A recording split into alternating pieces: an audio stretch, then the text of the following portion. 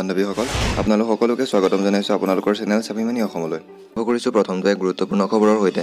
কেন্দ্ৰীয় চৰকাৰে উজ্জ্বলা আঁচনি অনুসৰি দুখীয়াসকলৰ বাবে LPG চিলিণ্ডাৰৰ যোগান ধৰি আহিছে। এই চিলিণ্ডাৰৰ যোগে চৰকাৰে বহুতৰ একাউণ্টত টকাও জমা কৰাইছে।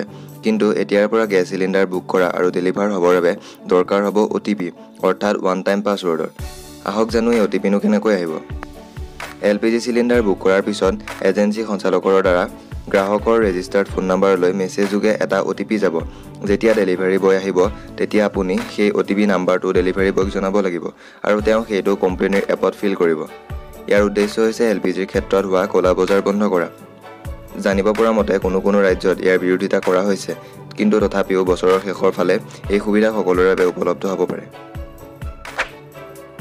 আগবাঢ়িছো আমাৰ দ্বিতীয়টো খবৰলৈ। হিমন্ত বিশ্ব শৰ্মা ডাঙৰীয়া এক সংবাদমেল সম্বোধন কৰি কয় যে ৰাজ্যত আনলক 3.0 জাৰি কৰাৰ লগতে সন্ধিয়া 6 বজাৰ পৰা ৰাতিপুৱা 6 বজালৈকে থাকিব কাৰফিউ।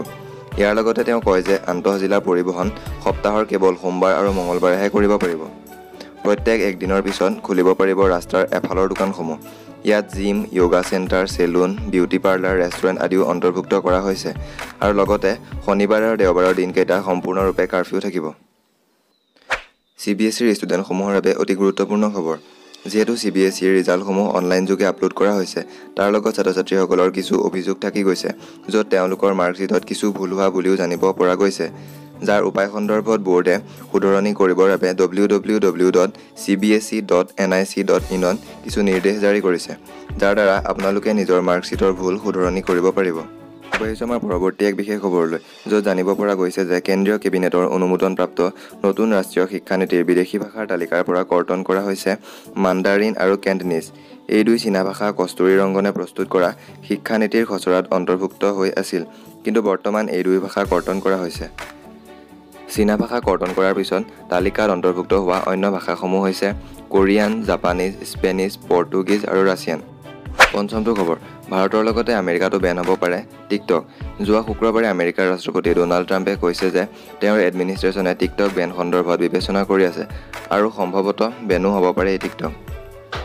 ইয়াৰ লগতে জানিব পৰা গৈছে যে আমেৰিকাৰ বৃহৎ কম্পিউটাৰ ছফ্টৱেৰ মেকিং কোম্পানী মাইক্ৰছফ্টে টিকটক ক্ৰয় কৰা সন্দৰ্ভত চাইনিজ কোম্পানী বাইটডেন্সৰ সৈতে কিছু আলোচনাও কৰি আছে। দ্য নিউ ইয়ৰ্ক টাইমছ আৰু ফক্স বিজনেছৰ ৰিপৰ্ট অনুসৰি মাইক্ৰছফ্টে ইয়াৰ ওপৰত বৰ্তমানলৈকে একো কমেণ্ট নাই কৰা বুলি জানিব পৰা গৈছে। গ্ৰেপ্তাৰ হ'ব পাৰে বিৰাট কোহলি আৰু তমন্না ভাটিয়া। মাদ্ৰাজ উচ্চ ন্যায়ালয়ত চেন্নাইৰ এগৰাকী অধিবক্তাই ভাৰতীয় ক্ৰিকেটাৰজনৰ বিৰুদ্ধে আবেদন দাখিল কৰিছে। অনলাইন জুৱা ছাইট অৰ্থাৎ মোবাইল প্ৰিমিয়াৰ লীগৰ বা জনপ্ৰিয় MPLৰ বিজ্ঞাপনত অংশগ্ৰহণ কৰাৰ অভিযোগ ভাৰতীয় ক্ৰিকেট দলৰ অধিনায়ক বিৰাট কোহলি আৰু জনপ্ৰিয় অভিনেত্ৰী তমন্না ভাটিয়াৰ বিৰুদ্ধে। অভিযোগ প্ৰমাণিত হ'লে গ্ৰেপ্তাৰ হ'ব পাৰে বিৰাট কোহলি আৰু তমন্না। আগবাঢ়িছো ষষ্ঠটো খবৰলৈ।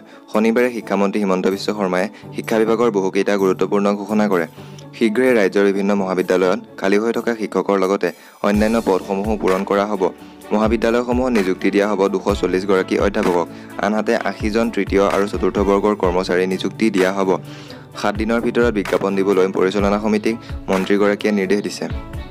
লগতে তেওঁ কয় যে 15 আগষ্টত 355খন প্ৰাদেশিকৃত বিদ্যালয়ৰ তালিকা প্ৰকাশ পাব।